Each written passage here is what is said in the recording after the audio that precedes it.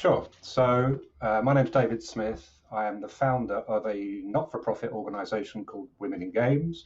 It's been around for 11 years now. It started off trying to bring more diversity, particular gender diversity, to the video games industry. And over the last 4 years, we've been learning about esports, because don't tell me that not everyone is learning about esports. It's a very fast-moving environment. So I'm the esports lead for Women in Games, and very happy to be here with you today. You can follow Women in Games on Twitter with 14,000 others at WIGJ, W-I-G-J. We also have our Twitch account, W-I-G-J. So I look forward to seeing you there in the future. Perfect. I believe you've got some content to share with us to introduce the topic you wish to speak about today. Yes. The subject is increasing participation in esports. That's code for can we get more women to get involved in esports. And Women in Games last weekend hosted its very first Overwatch tournament for 5 communities within Overwatch, with a 7-team invitational tournament. And as part of that tournament, there were some interviews prepared for not just me as an old guy droning on about women in esports, but actually women talking about what it's like. The first video, if we can set it up, is actually an introduction to the women's groups, the communities that do exist in Overwatch. So I think it would be interesting and useful to show that now. Hey everyone, Aya here again. There's some amazing people involved in this event. Let's meet some of them and hear their thoughts on why tournaments such as these are so important. Hiya, my name is Emma. My screen name is Catfish, and I am the founder, one of the main founders of the Cat Collective. So the team manager for the team, the Jetpack Cats, and coach some of the other teams on the server as well. So I'm Firin. I'm the founder of Altiora, which is a sports community. We've got about 10 teams, and we're fielding a team of people drawn from a mixture of several of those teams to compete in the tournament. My name is Christian. I go under the name of Carosa. I am a team leader from Fighting Lion and is currently helping Emma with team managing teams that we have in the Community Cup and administrating the Community Cup overall. Hello, I'm IQB, but in Women in Game, people know me as Phyllis. I built a small team. I have Team Daisy, and what I do in the Women in Game community, I'm a moderator. I'm Leah. I'm the founder of Galactic Guardians. Hi, I'm Animalistic, and I'm the main tank for Valoria Paragons, and also team captain. My name is Amelia, and I go by Emergency in Overwatch, and I'm part of Female Legends and the team Valkyria Legacies. And I joined Female Legends because I really wanted to connect with more women in games. We have made that shift, female and non-binary. Those who do identify as female, they also deserve space in these communities. And so I think sort of bringing in that non-binary aspect and accepting transgender as well was a big part of this tournament. These communities that we're trying to showcase have done huge amounts of work for the women and non-binaries involved. Giving them safe spaces, giving them places to make friends online with the similar interests. And in gaming, it's hard to find another woman who will game with you. It's very easy to go to male friends, but to try and find the women who are playing was a little bit more difficult. I think people assume most of the time that girls don't game. These communities are showing, the opposite. At some point, we will be able to step away from all female tournaments and female non-binary tournaments, but only when the higher ranks of esports become a little bit more 50-50 split in gender and also those with no gender. I think it's so important to have opportunities to just show people that women exist sometimes, to make people feel welcome, so that there's this security that nobody's gonna be toxic or harassing you. Before I actually came onto the Cat Collective, I tried to start up my small Danish Overwatch community. The first like couple of people that actually joined in there was female players. Wow, I can actually attract female players to this community, and basically trying to make a huge difference on a scene like Overwatch. I think a player that a lot of female players is looking like up to is a player like Gregory, the only female in OWL, because she is the only female in OWL. There is a lot of pressure on her. It can also be hard to be the only female at a place. Open division. We have now EBC.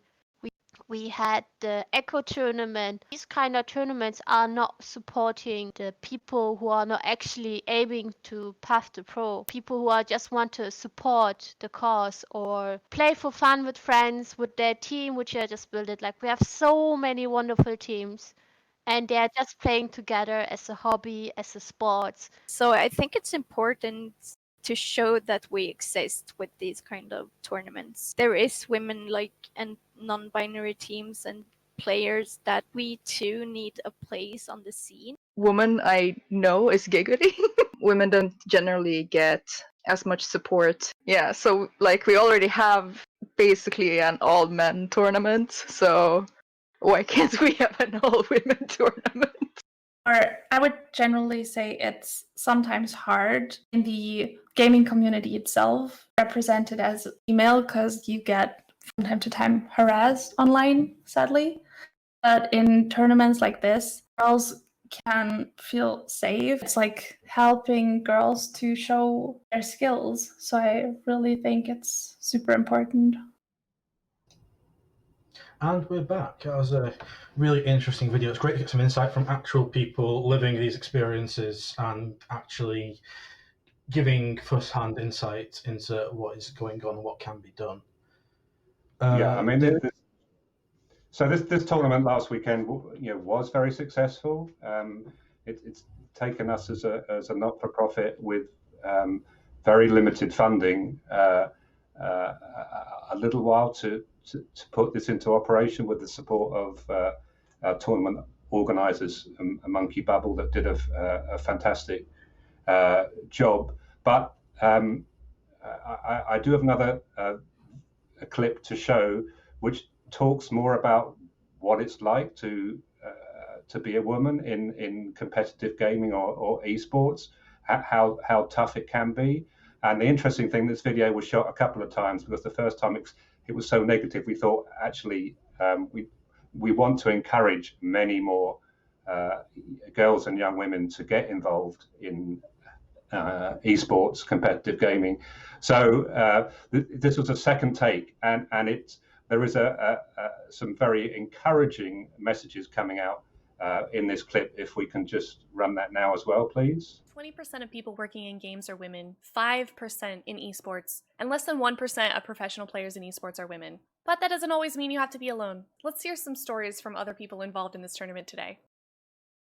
Gaming has been both some of the most overwhelmingly positive experiences and were most negative experiences in my life. In no other context have I been harassed or attacked the way that you are with complete strangers in a gaming lobby. There's been some really awesome people, there's been some really shitty people.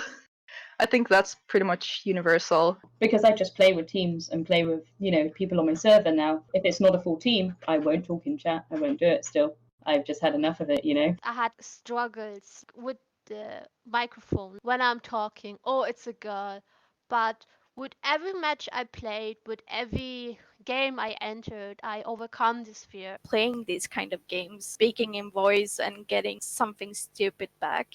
It was super hard for me to even talk in TeamSpeak or something. Even if they say you are trash, it's like, I know, but next game I will do better. I queued with friends and my self-esteem just grows. So I think it's like small steps and it helped me grow as a player. Up until I found this community, I was almost the only girl all the time. I played with guys all the time. Like, I've been really into Pokemon for my entire life. I had some friends who were like, whatever, yay, another person who plays Pokemon. But there was also a lot of specifically guys who were like, girls can't play Pokemon. And then Overwatch was colorful and fun, and I went into it with friends. And then I got more friends through it. But if I didn't have those friends, I don't know that it would be worth sticking around. There's people that are incredibly supportive members of the trans community that I've known from all across Europe who I never would have met without gaming because they live hundreds of miles away.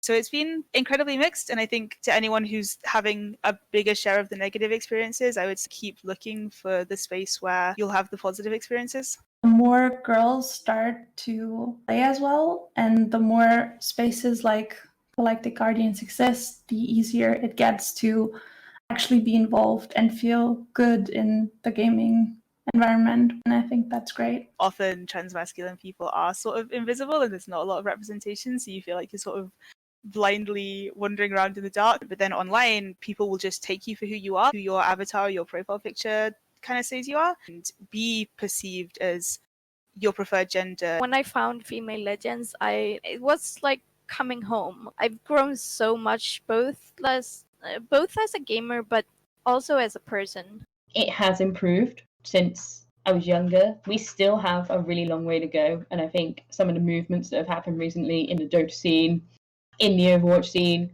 shows that actually there is so much work to be done. It's a part of it. You will always face bad stuff and good stuff, but important is we focus on the good stuff, what's happening. And we're back. Again, a really, really insightful video. Thank you for sharing that, David. To build on that, the Newell have just recently, yesterday, announced a very exciting women's-only esports UK league for League of Legends. I have indeed. So, Women in Games as an organisation has been talking to the Newell since July, and the announcement was made today, this afternoon, about an amazing League of Legends tournament for UK universities. It will be the very first women's tournament in the UK in the history of the UK ever. There has never ever been even a demonstration match at any other event. So it is a sort of historical day if you are into women's tournaments, and Women in Games as an organisation obviously is. So we hope Manchester Metropolitan University, as well as many universities as possible, will put in a team. It is so rare for a team of women at a university to represent the university to enter into this tournament. And even if some universities will not have enough Overwatch players amongst their cohort within the University Esports Society or Club, the Newell and Women in Games are offering to match individual players from universities to get them into a team, to give them an experience. It's a 5-week tournament. I think the first Friday that it's being played on is the 23rd of October. So the timing of this broadcast today is amazing, because even though most other countries in Europe have had women's tournaments for years, so it's been happening in France for at least 10 years, for example, we will have, courtesy of the Newell and Women in Games, this fantastic Overwatch tournament for women coming up. I've also, Tony, I got some more stats to throw at people. Clearly, that the video that I showed was probably aimed at the guys in the audience rather than the small number of women that may be watching now. If you're a woman online, you know how tough it can be. So it's the onus is on, I think, the guys to be aware of how tough it can be gaming as a woman, and do something about it. If we look at the big picture, as Aya, the host there, says, less than 1% of female of players are female. Less than 1% of pro players are female. Probably about 5% of people working in the industry are women. That compares to 20% in the games industry.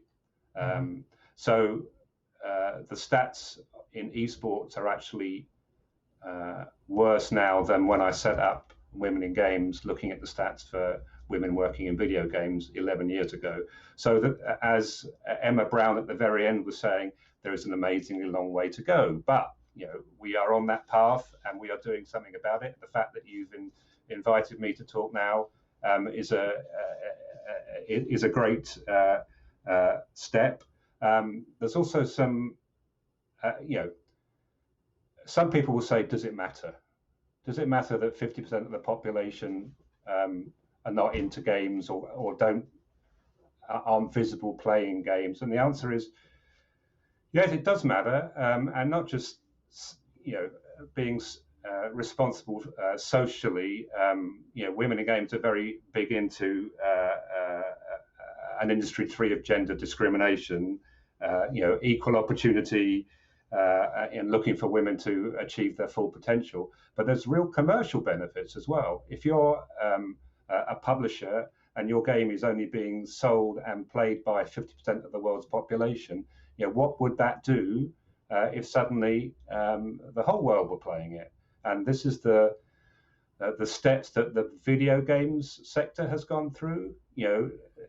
5, 10, 15 years ago, there weren't hardly as many women playing gaming as there are today. Now, arguably, it's about 50-50.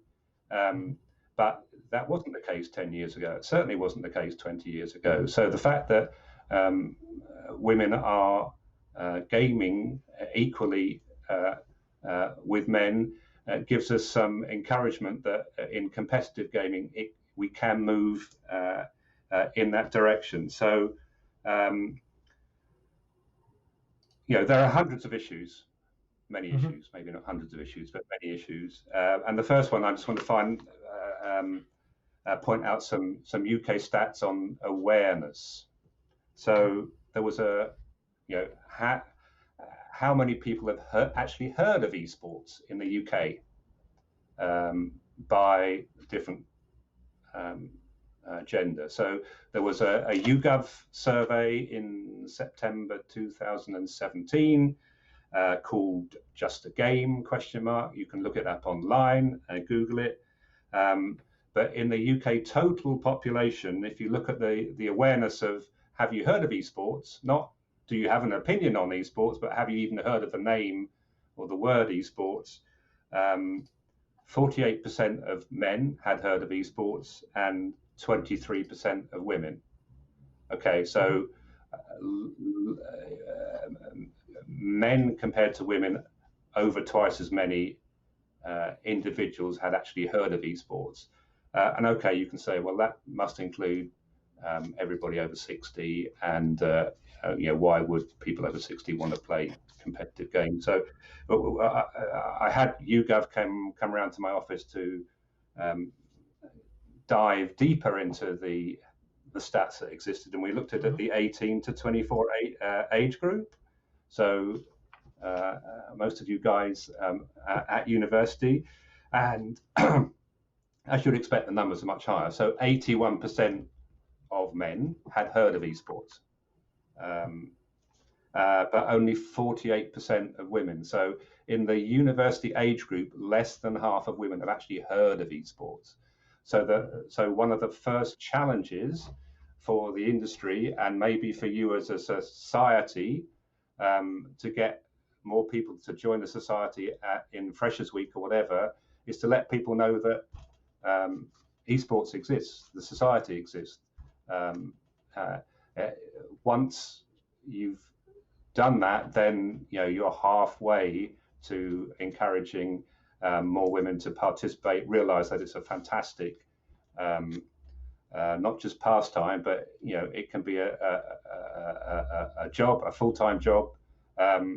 So that's the challenges for everyone involved at Manchester Metropolitan University, but also everyone watching this broadcast. So, Tony, questions? I'm happy to answer some of the not too difficult questions that you might want to ask me. Thank you for sharing those stats. Really interesting stuff. One of the questions which was submitted is, in your position, obviously, you have much more awareness than me or the average gamer in what is going on with the politics of gaming. What divides do you see between men and women in esports that the average gamer wouldn't be aware of? people obviously aware of that esports is a male-dominated thing. Most people that play this game that visible are men. Do those differences translate into game development and the broadcast as well? Well, I'm not 100% sure of the thrust of the question, because I would rather concentrate not on what divides men and women in these circumstances, but the fact that we have a massive amount in common, and that women can be just as competitive as men. As just looking at playing any kind of games. Some games are more popular with the female demographic compared to the male demographic, but there is gaming is for everybody. So asking what divides us, whether there are physiological reasons why. Oh no, sorry. I suppose the question was poorly phrased. I said divides. I meant more in terms of a lack of representation. Is the lack of representation esports players? Does this also translate into behind the scenes, like game development or broadcast? Are women underrepresented? Absolutely. So, I mean, I think looking at video games or gaming, for example, and making games. When Women in Games as an organisation was set up, the number of women working in video games in the UK was about 6%. Now it's about 20%. So that goes to show over 10, 11 years, how much can change. So, the same is in esports, players and behind the scenes. As I said, less than 1% of pro players are women. Women are quite often more visible as hosts of tournaments, on stage asking the questions, but you will very rarely find any female casters, for example, commenting on the plays. Women historically in both games and esports have a good proportion of the total when it comes to areas like marketing and HR. But in any kind of technical subject like programming and in production, they are much less so. But we're talking here about equal opportunity. If we have equal opportunity, then everyone will find the right level. And we want women to achieve their potential, just as everyone would want everybody to achieve their full potential in a particular sector. That makes sense. I believe you've got some media relating to this as well to share. But women-only tournaments it's a contentious topic. People have argued that diversity can't be achieved by excluding men. I believe the media you've got to share with us addresses that, but do you have any thoughts yourself? Yeah, I mean, I don't think we're going to show that third video. There is a video that I took as part of a webinar that Women in Games showed with some CS:GO champions from the US, and a question was asked by, in fact, someone from Coventry University about who was unsure about whether women-only tournaments are a good thing, and the short answer is they are. In the current circumstances, as it was said in the video, until many more women are involved in esports. I mean, I've not met a single woman that does not want to see women playing in open tournaments. women's tournaments are a means to give women an additional stepping stone or leg up or experience so that they can compete in open tournaments. So I've not met a single woman that doesn't believe in open esports. But the question is, how do we get there? And doing nothing as we've done up until now and ignoring the fact that some women choose and would like to play with other women is not the answer. You know, empowerment is about choice. If women want to game with other women, who are we as men to say they shouldn't do it because it might damage our existing male-dominated industry? You know, it's not logical, and it's a feeling that exists, but it's not borne out by reality. Women want open tournaments. We all want women tournaments. Yeah, women have won some major open tournaments. There's only one or two, but they have in games like Hearthstone or whatever. They have and Overwatch. You know, they have won tournaments. They're mainly single-player esports rather than team esports, because the combination of trying to find 5 players,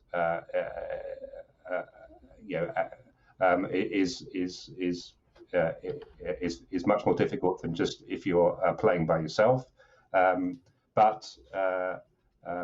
Women's only tournaments for women that want to. Women who don't want to play in women-only games, that's completely fine. They should be playing what they're doing now in open esports environment. But women's only tournaments, don't replace any existing tournaments. They're a smaller number. They're incremental. They're designed to give experience to women. And I have been banging the drum for women's tournaments with the Newell and other organisations for some time. So I hope there will be many more. They've been happening outside of the UK, like I say, for at least 10 years. That makes sense. Would you have any advice for women trying to get into esports? Well, I guess the short answer is find a community that is supportive, so that you're not on your own. Women in Games has a fantastic esports Discord server, for example, which, Tony, I know you have joined relatively recently. It's only been going for 3 or 4 months, but it's already got 350, 400 women and allies. Women in Games doesn't exclude men. Women in Games, it would be tough if it was, because it means I wouldn't be able to participate. So Women in Games is all about women, non-binary, and trans women, as well as cis women and allies. We won't get to where we all want to get to without the support of men in esports. So if you're interested, join the Women in Games esports server. Tony will give you a link, or if you contact Tony or contact me through LinkedIn or wherever. But there, we'll get Women in Games are currently. I mean, Women in Games are working on a set of recommendations, guidelines for university esports clubs and societies that we will be distributing with in the next 2 or 3 weeks, because we would love for everyone at university, and just like Manchester Metropolitan, to have more inclusive, more welcoming societies. I don't know what the history is, Tony, of Manchester Metropolitan, but the fact that you're running these events now, and I'm sure you are welcoming to all genders, of course, join the University Esports Club, get together with other women, and go along to their events, because if you have support, it's very tough being on your own and you need to find these communities. There's a link now to the Women Games Discord server in chat. I strongly recommend you join it if this is something that interests you. They have some phenomenal resources for people trying to get into the esports world, and a fantastic community for you to even just find other people, like-minded individuals to game with. As for the women's only League of Legends tournament, we will be having sign-ups for that open in the next few weeks. David, thank you very much for your time today. It's been really a pleasure talking to you. Some real valuable insights provided to the chat and to myself. Thank you for having me. Yeah, thank you much.